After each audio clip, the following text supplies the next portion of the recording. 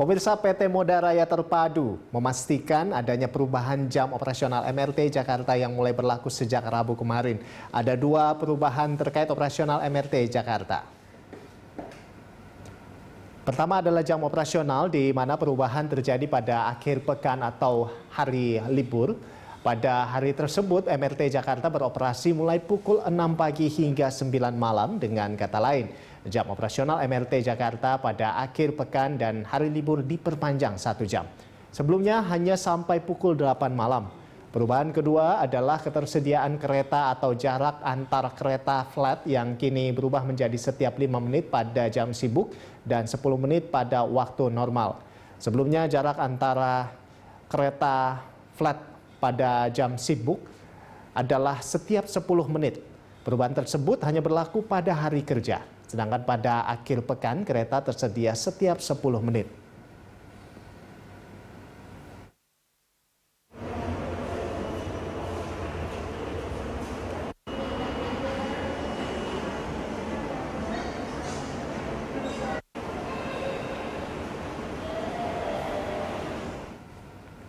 Dan untuk mengetahui lebih lanjut terkait dengan jam operasional MRT Jakarta, kita langsung bergabung dengan rekan Ira Hulu serta juru kamera Sartika Harahap yang saat ini berada di stasiun MRT Bundaran HI Jakarta Pusat.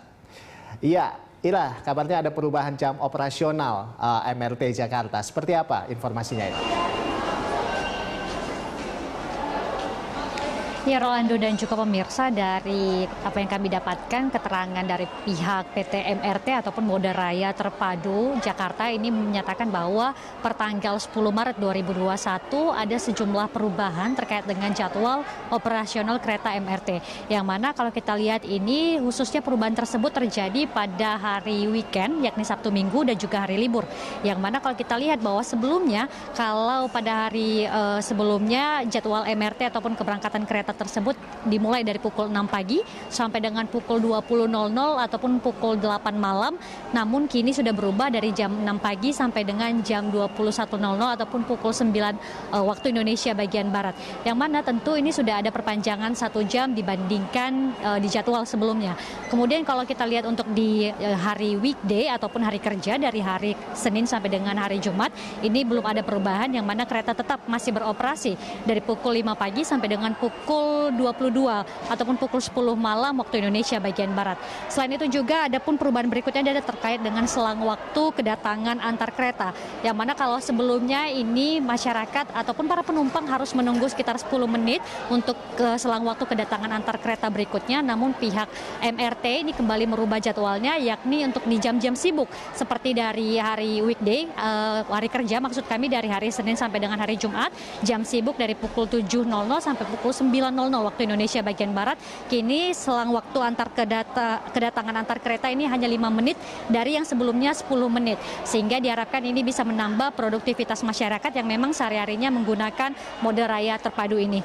Selain itu juga kami di sini memantau bahwa pada hari libur Isra Miraj yang jatuh pada hari ini tanggal 11 Maret 2021, di sini kami melihat kondisi MRT juga sudah cukup ramai, dikarenakan memang bisa dilihat sejumlah seperti keluarga, kemudian juga orang dengan teman-teman mereka seperti itu ingin mencoba menggunakan MRT, ataupun biasanya juga orang-orang yang sudah menggunakan MRT ini kembali memadati stasiun Bundaran HI ini untuk bisa langsung menggunakan fasilitas ataupun mengakses MRT Moda Raya Transportasi ini.